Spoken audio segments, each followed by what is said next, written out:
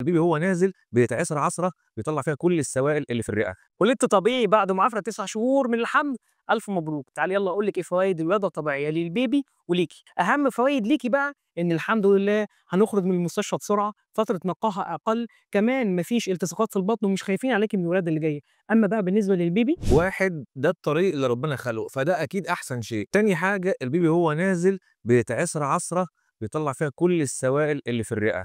أنا كدكتور أطفال باتابعه بعد كده، بيبقى المضاعفات الجهاز التنفسي أقل بكتير. بُصّوا أنا شغال في مستشفى ولادة باقول لكم أول لمّا بالاقي ولادة طبيعية وبينهج باتطمن، ده ولادة طبيعي هيتحسن، هيتحسن. 3 قناة الولادة دي مليانة بكتيريا نافعة تحسّن مناعة البيبي. 4 كمية الناس اللي بتولد طبيعي وبيتولدوا قيصري، مين فيهم أكتر بيخش الحضانة؟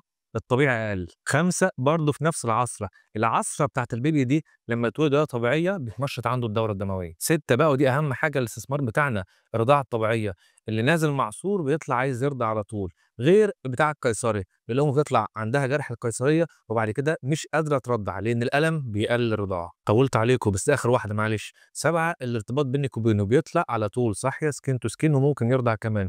بُصّوا الفوايد كتير، خلاص؟